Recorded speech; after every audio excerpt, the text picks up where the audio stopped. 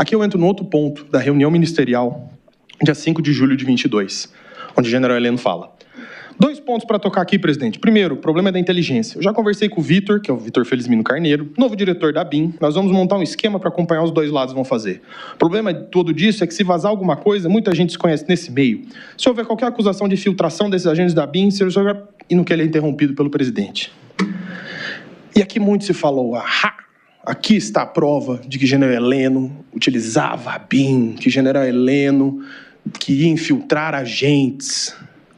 Nós trouxemos uma testemunha bem interessante. Christian Perrillier Schneider, oficial de inteligência da BIM por mais de 30 anos de carreira.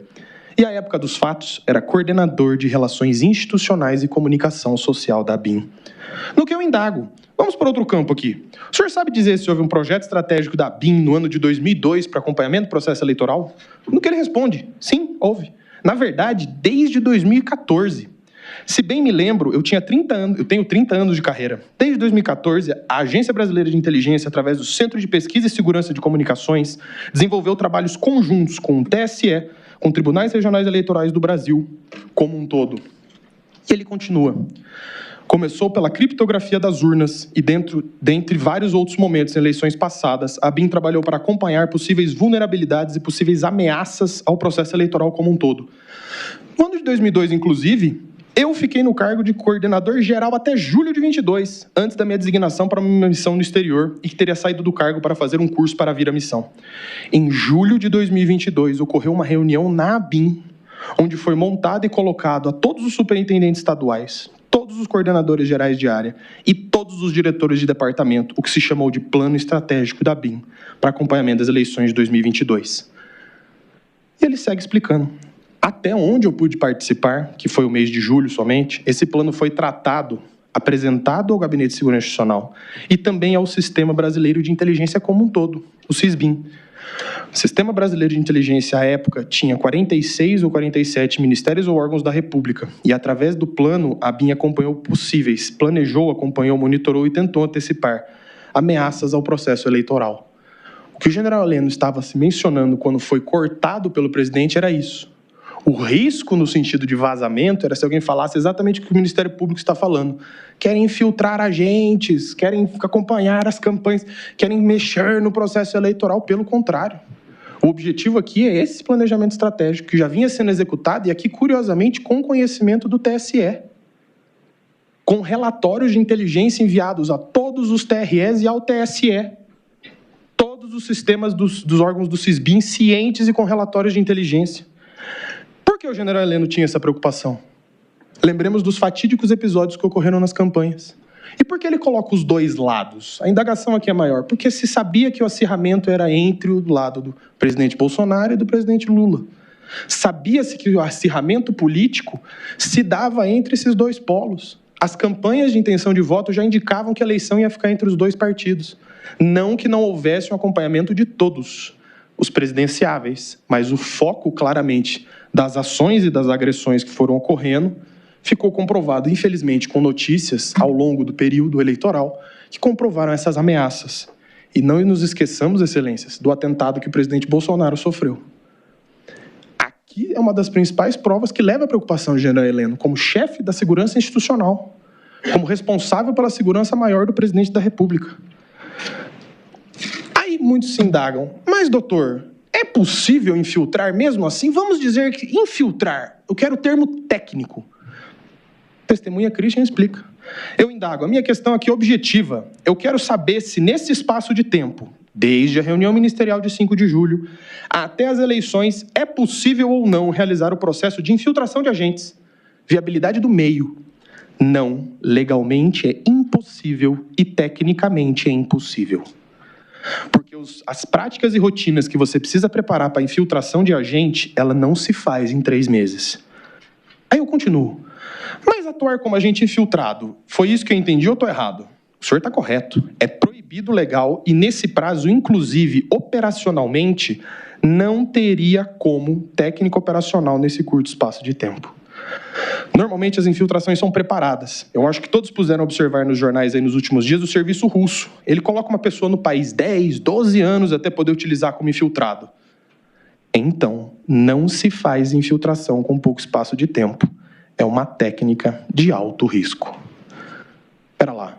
É possível? Não. Essa defesa está provando que é impossível infiltrar agentes. E não é a defesa que está falando. Quem está falando é um oficial de inteligência com mais de 30 anos de carreira. E eu indago a Vossas Excelências, que prova o Ministério Público trouxe em contrário? Nada. O que o Ministério Público apresentou para que se tornasse possível a infiltração de agentes? Nada. E aqui sigo na reunião. O segundo ponto é que não vai ter VAR nas eleições. Não vai ter segunda chamada, não vai ter revisão do VAR. Então, o que tiver que ser feito, tem que ser feito antes das eleições. Se tiver que dar um soco na mesa antes das eleições, tiver que virar mesa antes das eleições. No dia seguinte, todo mundo reconhece, fim de papo. Aí tem que ficar bem claro, acho que as coisas têm que ser feitas antes das eleições. Vai chegar num ponto que nós não vamos poder falar mais nada. Vamos ter que agir contra determinadas instituições, determinadas pessoas. Isso para mim é muito claro, só isso. Excelência, se tratava de uma reunião ministerial, onde com todas as vênias a dosagem de palavras não era necessária. Eu indago a Vossas Excelências se numa reunião fechada, Vossas Excelências medem as palavras tais quais falam a público. O que o general Heleno está trazendo aqui nessas falas, e aqui na verdade falas de certo ponto até republicanas, após as eleições não tem discussão. Após as eleições não tem o que falar. Até o próprio presidente Bolsonaro falava isso. Quem ganhou a maioria dos votos leva. O que se passa nesse ponto? Era sabido que havia, e será explicitado por essa defesa técnica mais à frente, uma crise institucional entre o Poder Judiciário e o Poder Executivo. Então, esta fala do general Heleno numa reunião ministerial vem no sentido de algo tem que ser feito. Nós temos que fazer alguma coisa. O que nós podemos fazer? O que pode ser discutido? O que pode ser tratado? Porque depois que se passarem as eleições, não tem como. Não existe se tentar fazer alguma coisa depois do resultado das urnas. E aqui é muito curioso, porque como termina essa reunião? O presidente Bolsonaro fala, senhores, sem cortar, muito obrigado a todos, porque senão não termina. Espera lá. É assim que termina uma reunião que tinha como objetivo preparar os atos do dia 8? Quais foram as ordens e orientações para iniciar planejamentos efetivos com vistas a essa suposta ruptura? Eu continuo. Em particular, em relação ao general Heleno, o que ficou acordado nessa reunião para que o GSI executasse nos próximos meses? Foi realizada alguma outra reunião ministerial para que os presentes na reunião anterior apresentassem as atividades determinadas desse 5 de julho de 22? E alguma prova foi levantada no sentido de que o general Heleno determinou alguma ação do GSI? Nada, excelências. Essa reunião, com todo respeito aqui à ministra Carmen Lúcia, mas aos mineiros que me têm muito no coração, pois sou de São Paulo, seria um toró de parpite na minha terra.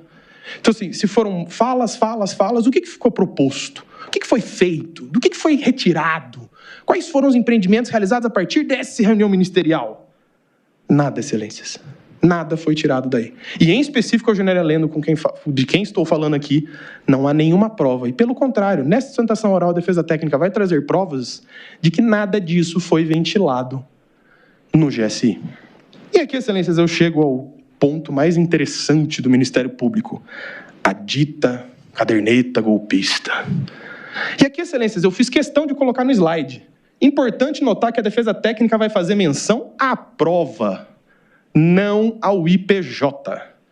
O Ministério Público, do começo ao fim desse processo, desde a fase de inquérito, não menciona a prova, menciona os informes de polícia judiciária. E foi aqui que o Ministério Público incidiu em erro, por acreditar cega e piamente na Polícia Federal. Iniciamos com uma alegação da Procuradoria-Geral da República. Interrogado em juízo a respeito, Augusto Heleno confirmou que essa agenda utilizada frequentemente, abro aspas, estava na minha mão quase sempre, onde eu anotava as coisas que eram de meu interesse, fecha aspas, segue o Ministério Público. Afastando a ideia de meras anotações privadas, o réu declarou que já utilizava a agenda nas reuniões anteriores ao início do governo Bolsonaro e que seguiu utilizando-a depois, valendo do seu conteúdo anotado, para debater temas em conjunto com o ex-presidente e demais integrantes do governo. Eu peço curiosa atenção ao trecho que o Ministério Público traz. Estava na minha mão quase sempre, onde eu anotava as coisas que eram do meu interesse. Mas não tem problema, a gente traz o resto da fala. Era um documento particular, secreto, não vinculado aos assuntos que estavam escritos naquela agenda. Não apresentava nada que pudesse levar ao julgamento que essa agenda era uma caderneta golpista. Com todo o respeito ao Ministério Público, mas por que cortar essa fala? Por que tirar uma conclusão, sendo que a fala diz outra coisa? Então, com todas as vênias. E aqui se falar, doutor, mas o senhor só está trazendo a fala do general? Não, a gente traz testemunha também. Coronel Hamilton, assessor especial de comunicação social. Também, doutor, aproveitando em relação à agenda apreendida na residência, eu também nunca vi aquela agenda. O general Heleno não compartilhava comigo nem nas reuniões de coordenação. Foi um outro assunto que nós tomamos conhecimento só com a liberação do sigilo pelo STF. No que eu continuo. Sobre essa questão da agenda, o senhor levantou aqui, né? Algum outro membro do GSI veio falar com o senhor que teria acesso a esse suposto documento ou algo neste sentido? Não, senhor.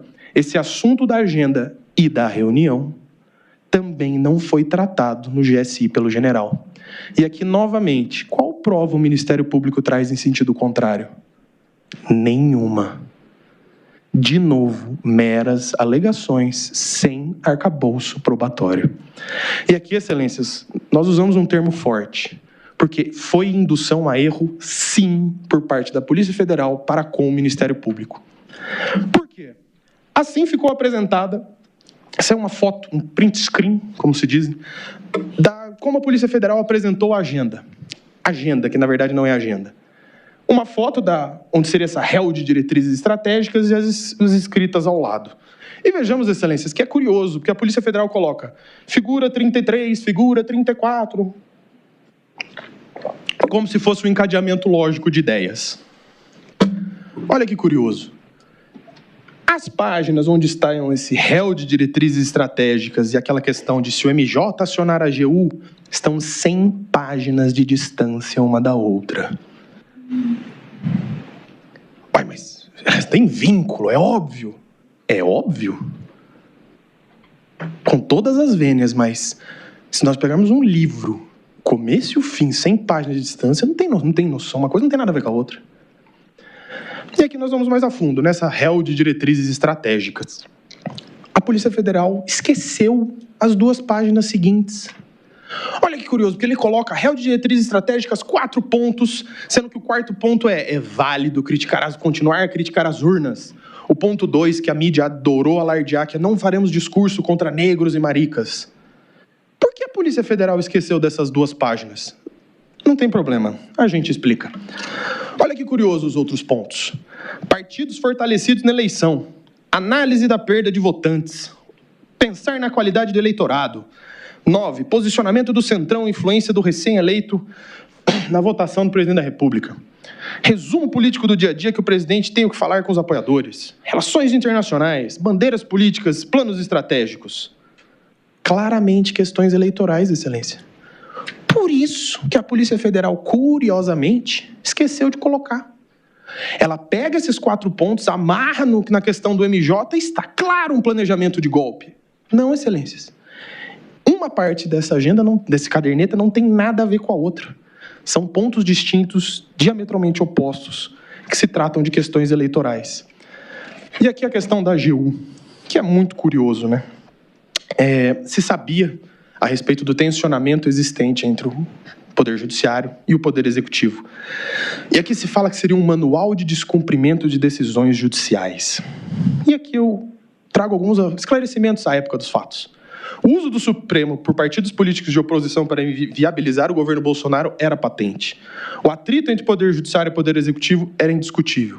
Uma fala de um ex-ministro do Supremo reverberou bastante, que seria: o STF está sendo utilizado pelos partidos de oposição para fustigar o governo. Isso não é sadio, não sei qual será o limite.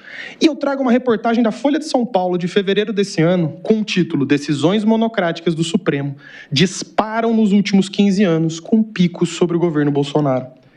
E, por fim, eu trago uma citação aqui, à época recém-eleito, Davi Alcolumbre, presidente do Congresso, em que ele diz: o Brasil clama por pacificação, por um ambiente de respeito, onde as diferenças sejam vistas como oportunidades de crescimento. Doutor, desculpe, aquela frase que está entre aspas, o STF está sendo utilizado, é de quem? É de um ex-ministro, Marco Aurélio Mello. Ah, sim, obrigado. Aqui, excelências, com respeito às indagações que eu faço a respeito disso, qual delegado foi pressionado? Porque nessa questão do uso do MJ se fala que a AGU faria e o governo pressionaria algo nesse sentido para cumprirem a decisão, para não cumprirem a decisão.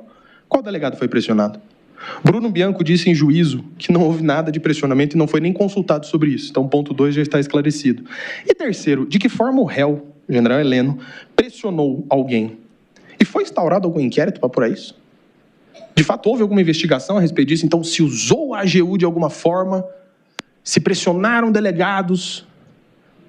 Não, excelências. Não há nenhuma outra prova nesse sentido. E aqui eu trago uma explicação bem curiosa, que são outras anotações sobre o judiciário, para mostrar como esta agenda era somente um suporte da memória do próprio general. Onde ele coloca, questão do STF, ministro Barroso decide uma ADPF. E vejamos como aqui o Ministério Público trata o general Heleno como se fosse um jurista renomado, em que ele escreve o que é ADPF, ação direta, descumprimento do preceito fundamental. E embaixo nós temos o quê? Vacinas, 15 mil dezembro, 15 mil janeiro, 70 mil fevereiro. Na outra página nós temos Toffoli, questão dos 20 dias de férias embaixo, trabalhando com força. Na mesma página nós temos assuntos discordantes. E os senhores querem me falar que um assunto que está a 100 páginas de distância do outro tem vínculo? Mas, doutor, nós estamos falando de questionamento de ordens judiciais. Não tem problema, nós trazemos um caso emblemático que aconteceu há pouco tempo. O então desembargador plantonista, Rogério Favretto, determinou a soltura do então candidato Luiz Inácio Lula da Silva. Uma ordem do plantão judicial. Chega na Polícia Federal e a Polícia Federal cumpre? Não. A Polícia Federal alega que seria ilegal.